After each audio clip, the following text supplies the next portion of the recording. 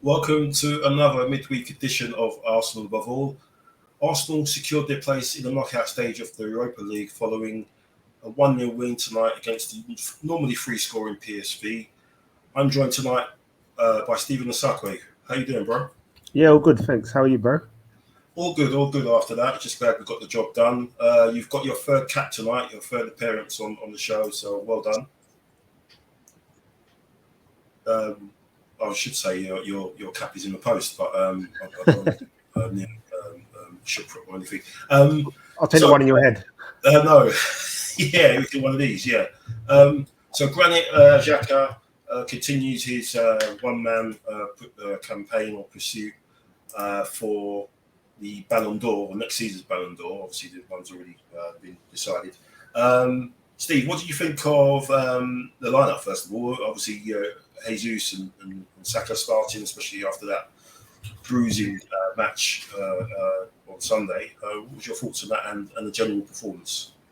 Well, as we talked about before last week, I told you the Leeds game would not be easy. It was always going to be a very close match, and I feel that Arteta wanted to get the job done tonight in terms of getting the 3 points. It gives us a cushion to go into the PSV game. Again, he's not going to go there and say, "Oh, just get a draw." He's going to go to PSV and say, "This is how we win the game. So let's go there. Let's go out there and win it." The performance, it won the game. So that's all that matters. For years, people have always said, "Oh, Arsenal like to look pretty," and don't always get the job done. We're getting the job done and not looking pretty. So it's the win. That's all that matters. We got the 3 points. We're top of the group. It's 14 games this season and 1 loss and 0 draws. So yeah, pretty clinical, pretty efficient. Did it seem like you on the UEFA on the app on the lineups? It looked like we were showing up as a 4-4-2, but it looked like it was it was rotating. It's like it was a 4-2-3-1. Sometimes Eddie was out on the left.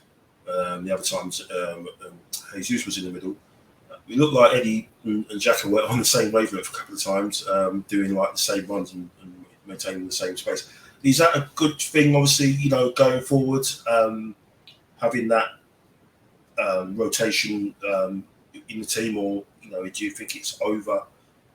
I don't know. What would you say? Over elaborating, maybe, or do you think it's just Arteta having confidence in the players executing? It's a combination of all of it. You've got to experiment in order to learn how your players are going to respond in those situations, and if they can do it. So yes, there will be I don't know if there mistakes and miscommunication on not understanding on the pitch with players are playing differently, but to be able to do it in what is a must-win match. It was tonight a must-win match, and to come out with the 3 points was good. In terms of when you look at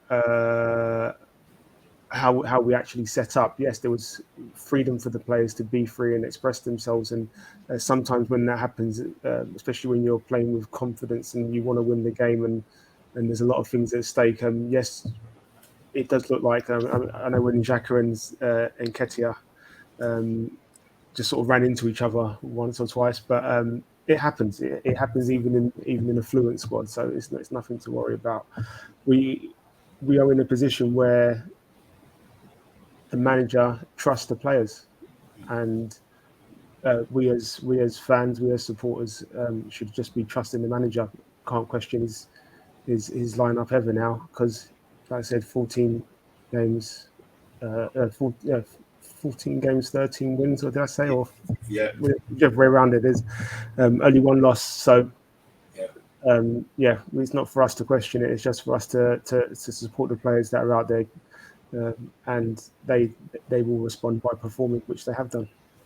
Yeah, right now, I mean, Saliba's had a fantastic start to the season, and Jesus has had a obviously brilliant impact as well. I think it goes without saying, well, for me anyway, I think Xhaka is turned out to be the most, it seems, the most important player in the team at the moment because of not of his leadership in terms of how he reacts, and especially what he did with Gabriel on Sunday when he was talking to him after that incident. But just the way, the positions he takes up in the team, and the positions he found himself in, the attacking positions he found himself in, obviously with the goal. I mean, would you say he is, or is there still someone else that you think that at the moment, if we were to lose him for a considerable period of time, would be in some serious trouble? He's on. Credit to the player. Okay, credit to the player. He always works hard. Like I said, I've criticised him. I held my hands up to that. But I'm like I said, I always criticise the manager for playing him and not the player himself. Like I said, it's very rare that a player goes out there and doesn't give their all. To try and win a game. He always gave out his all. Unfortunately, he was played in the wrong positions and tried to cover and do too much. Arteta's given him that freedom where now he is a shoo-in for the Ballon d'Or next year.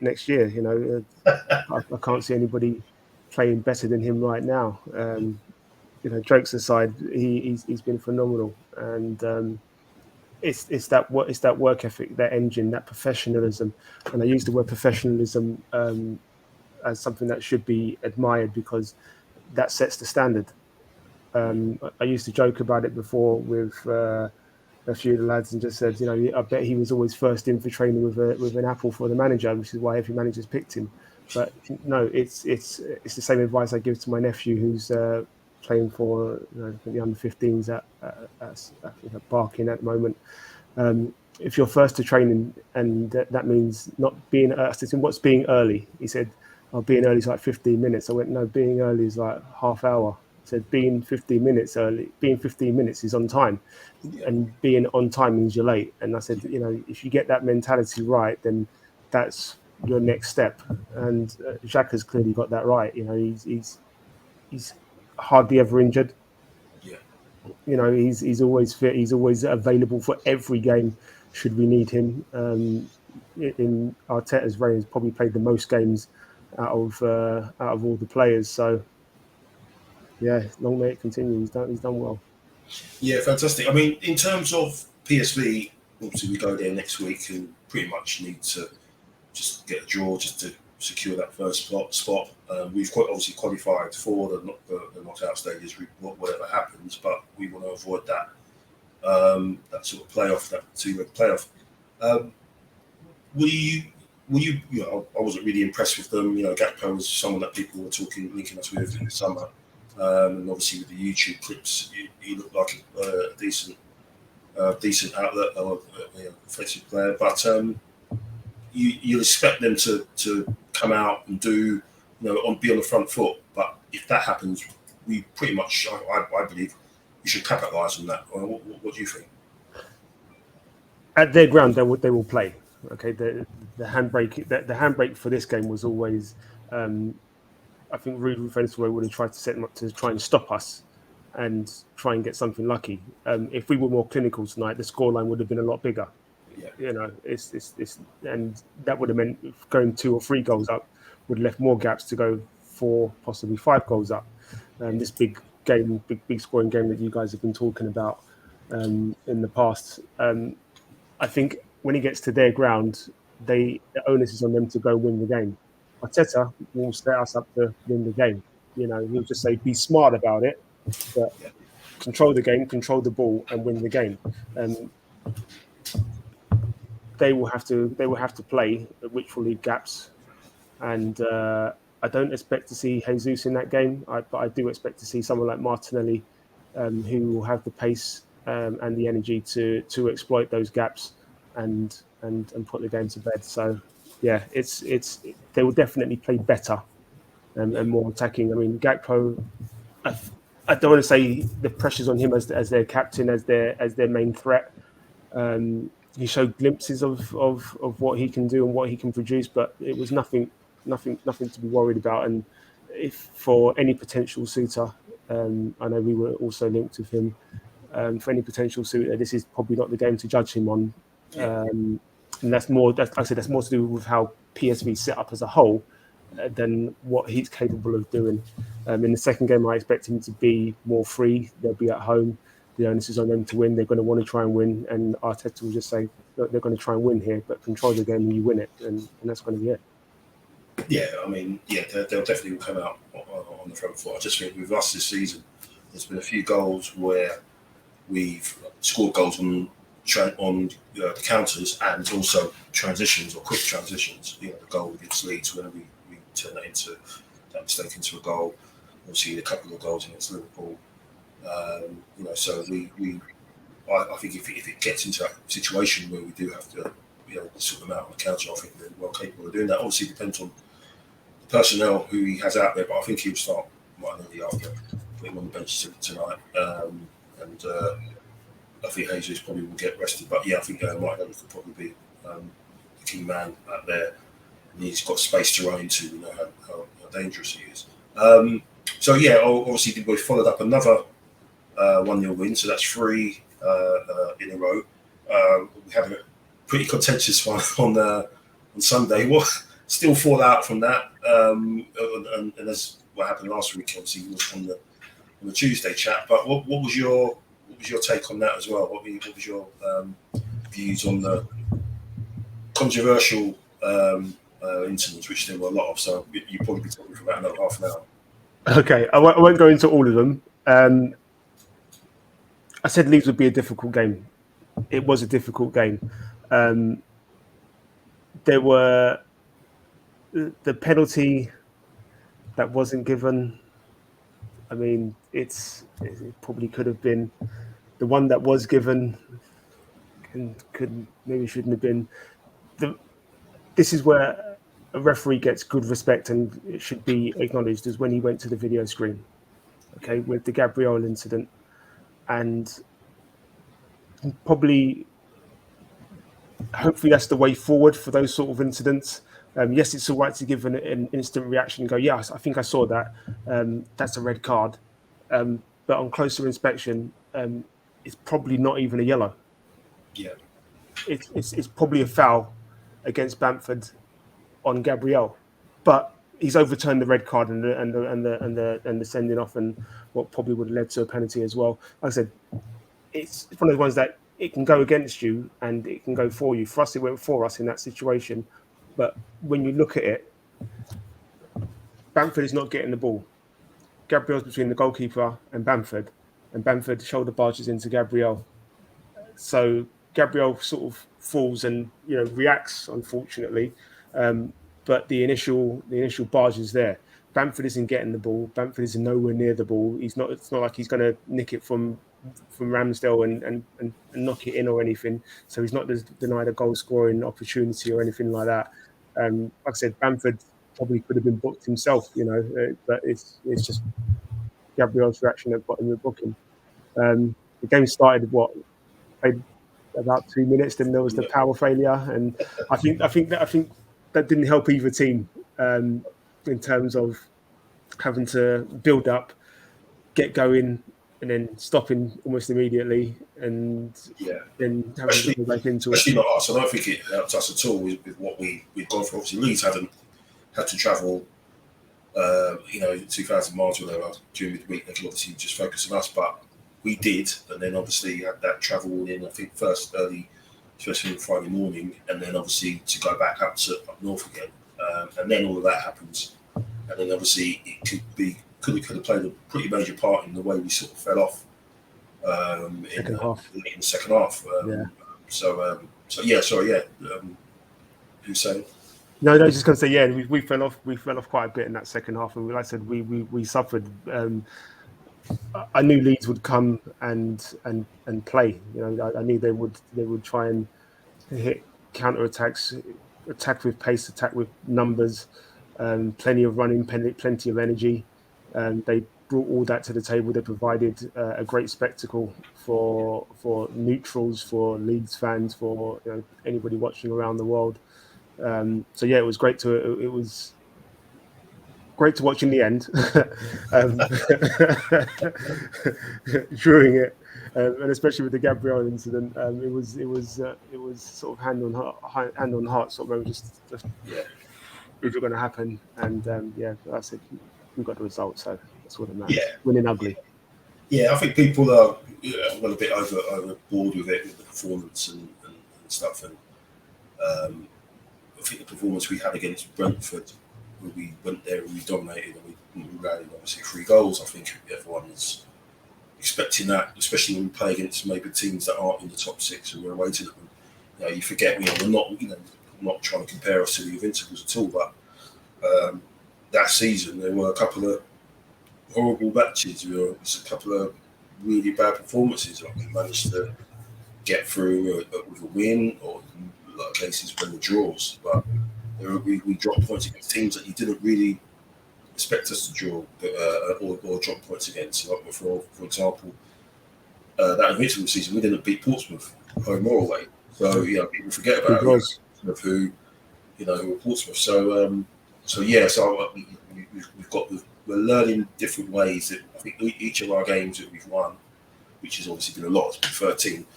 We've pretty much won nearly all of them in different ways, different bits of adversity and ways that we've blown them away or we've had to come back. So that all bodes well, because just showing on here the running. Obviously, there's one game missing, which is going to be the League Cup game, which we've got against Brighton. Obviously, it's going to be a different kind of challenge.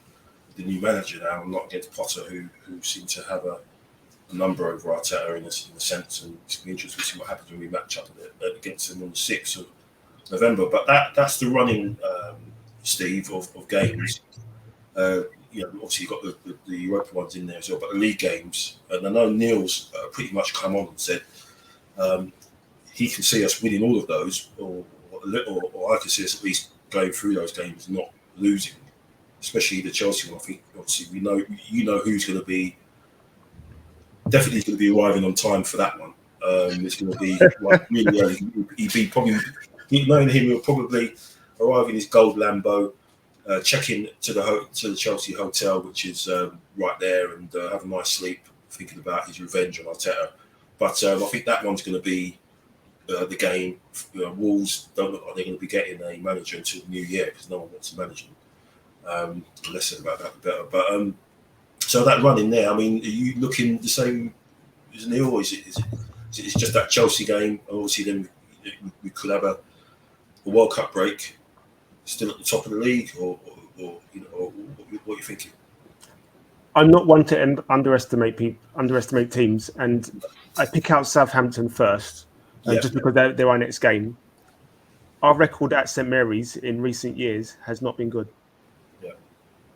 They've turned us over a few times over the past few years at St Mary's, and it's always that fixture, that way around the fixture is. So we played them first at their ground and then next at our ground, but at their ground we've not got a good record. So it'll be interesting, that game as well. Southampton can turn it on. I like how they play sometimes, and how they like Ralph Hasenhüttl, say his name. I like the type of football he tries to play with Southampton, and they do have some threats. I do think they just lack a few goals up front, but again, like the Leeds game, it won't be easy. The Chelsea game, I'm not worried about it. I know we've talked about it. We know Aubameyang will turn up, and we know he will try and have his best game, and he probably will have his best game. But I'm not worried about it. And by that, I just mean he can have the game of his life and score 4 goals, and I still think that we will win. Because I just feel that our players will want to prove more to him than him as an individual, if you know what I mean. So him trying to run around and do everything, and trying to get on the end of everything, and doing whatever. And I think Arteta will just be like, guys, you've seen his video. Go out there, win the game. Yeah. And like I said, it's his same message every single game, regardless of who we play. Is guys, I don't want to lose this one. You control the ball. You win the individual duels. He likes saying that, Yeah. and you win the game. And like I said, I fear Southampton more than I fear Chelsea, in the sense that we can slip up against Chelsea and it just means nothing in the course of the season. But if we slip up against Southampton, it could then spiral onto the next game. Although we've shown already this season by losing to United that we can come back and play and win the next game. I just feel the Southampton game is the most important one out of those fixtures. Nothing against Forest. I just think they've had that thing where they signed too many players, and they're still trying to find their feet. Their manager might not even be there by that game. We don't know. Hopefully, they give him the chance to turn things around. At least give him up until the World Cup break. To try and do well there. But they've got a lot of players that are still trying to find their way together, and that can be a bit difficult for a team like that. So playing them at home, I expect us to win. Zurich, I expect us to win. Chelsea, I know it's at the Bridge, but I'm not going to lie, I still expect us to win. Wolves could be a difficult one where we may drop points in terms of not get a win because it's away at the Molineux, and it could be a draw at worst for us. But yeah, like I said, the Southampton one is the one for me that I'm sort of keeping an eye on.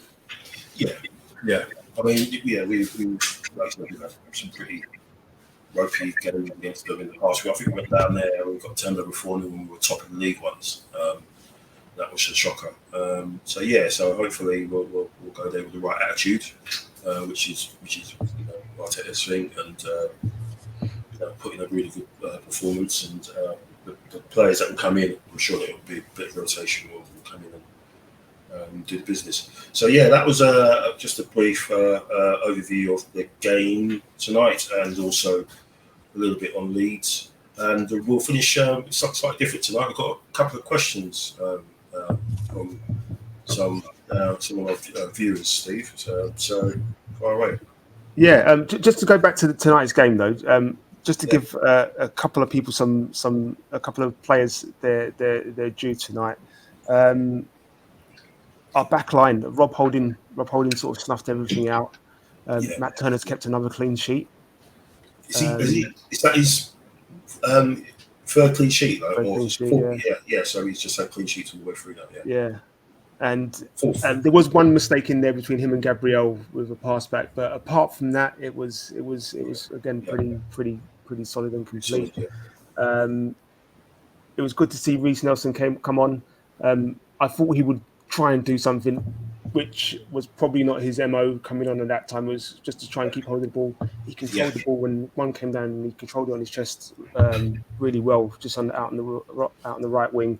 Xhaka again. I mean, he didn't score, but he's that guy. He's literally, as we talked about before, when I think it might have been James last time when you and Neil and James were talking about it. He's like, people complained that it's always going through Xhaka, and but then people complain when it's not going through Xhaka. And as we talked about before, it doesn't have to go through him. He's happy to do whatever he can to win. But if Martinelli, Jesus, Odegaard, Xhaka, or whatever are doing bits, then all the pressure's not on him. He just draws the defenders out to open up spaces for others. Today and in the last couple of games where he's needed to be more the focal point and take that leadership role and be that guy, he's stepped up. And again, it's another good performance. There was that, and Eddie, although he didn't score, again, he took that ball lovely down in his chest and just went through. And I was hoping that he'd hit the back of the net, because that would have been a wonderful goal.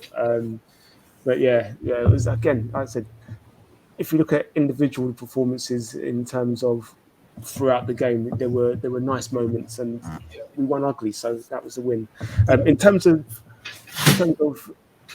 where I think we go for the next game, I think we'll see a few more rotations. But definitely. Okay, so this is a question from Australia. This is from Seb. So Seb, when you get a chance to watch this, I hope I answered your question. Seb said, who do you think has the best work rate in the team? And even though both are great, who would you prefer to start over the other in a big cup final, Saka or Martinelli? Are you going to answer first, or shall I? I think you should answer first. So, going backwards, back to front, I would say if I was going to start in the cup final, it would have to be Saka because of what you just said. He's the guy. He can progress with the ball. He can come in and do defensive stuff as well. He takes away players, leaves space for others. Martinelli. That's not a slight on Martinelli, because he probably would be someone who would be great to come on to break a game up if it was, tight. A little bit like tonight where he came on, it looked like he wanted all the smoke tonight, and really a couple of good runs, a couple of good balls across the box. He had a chance as well. So yeah, it would be Saka would be my choice, and hardest working one, funny enough, probably would be Martinelli, but closely followed a bit by Jesus, and who was the other one? I was going to say, so definitely Jesus and Martinelli will be up there as the hardest working. But yeah, Martinelli just touches it because he's just literally 100 miles an hour every time he gets the ball, and going backwards and forward as well. So yeah, definitely would be him. A good question though. Okay, all right. Well, I'll answer forward to backwards. So hardest working, I would say definitely. I think it's out of the Brazilian duo of Martinelli and Jesus. They work hard. I mean, I'll probably just give it to Jesus because of the position he plays, and some of the defenders he comes up against, and stuff like that. He doesn't give you any time to think as a defender. Like literally no time to think. And for a defender, if you're having to second guess what you're going to do with the ball, it causes problems and creates chances for others. So I'm just going to give it to Jesus on that one, followed by Martinelli. And I think the player that you were thinking of was Xhaka. You just didn't want to say it. Yeah, Xhaka definitely. Yeah, he's hard working. He just that was him. Yeah, but as I was saying before, isn't it great to have the choice of them rather than just the one like it's been before? We've got so many hard working players. Ben White as well. There's so many scattered across. Yeah, like I said, Ben White is another one. Tierney, when he's fit, again, he's hard as nails, and you will always notice, no matter how it could be minus 50 out there, and he'll wear a t-shirt, hands down, he will. So those are our hardest working ones. And then for who'd I'd rather have in the big cup final, who would I start over the other? I'm going to agree with you. It has to be Saka, and again, that's taking nothing away from Martinelli. Saka, since he's broken into this team, has proven that he's happy to have that responsibility. He's happy to have the ball. When you watch pretty much every game this season, and I mean it, every game this season, as soon as he gets the ball, it's 2-on-1. Yeah. He's got two defenders around him because they just go, if he gets the run on you, we're in danger. So it's 2-on-1. And what I was telling my nephew, because he likes to play out on the wing, and as I said, if you watch Saka play, they said that Liverpool game, and they said, it might have been an offside, and it's not. I said, what you've got to remember is he's out wide enough so that, and that's what a winger does. Yes, he cuts in because he wants to get in on his left foot, but he's out on that touchline, hugging that touchline. So if VAR doesn't pick him up, that's because of how far out he is, and that draws either a defender out, that fullback out towards him, or that fullback tries to stay close to the other centre backs, and then he's got to run on them, and that's why he always has that 2-on-1. So I would take Saka in the big cup final, and then if I'm going to bring anybody on, it's going to be Martinelli, as you said. When he comes on, he just adds something. He just adds that bit of energy, and tiring legs don't want that when you're knackered because you've been chasing down one fast winger and one fast attacker and another fast winger, and you've been shifted all over the place. And the last thing you want is somebody that runs at 400 miles an hour and nips at your feet. So, so yeah, it's that way around. Hope that answers it, Seb. Yeah, no, great questions. Yeah, send some more in. That was cool. Thanks for watching, and Steve, thanks for your time again. Yeah, thanks for having me again. Yeah, man, we'll be back hopefully on Tuesday. Again, I said it last week. Hopefully, we'll be talking about another win in the Premier League to keep us away from the ominous threat of Man City, who obviously will be looking to bounce back after their defeat last week. But no, great stuff. Thanks, Steve. I'll be back next week. Well, we'll be back next week. And thanks for watching. If you do like the content, please subscribe and please like and share. And fingers crossed, it all goes well. And as usual, I've been Michael Harris. He's been Stephen Osakwe, or I should say Stephen Jumpman Osakwe. I think he can like that one. And we'll be back next week. Up the Gunners. Gooners. Send your questions in, people.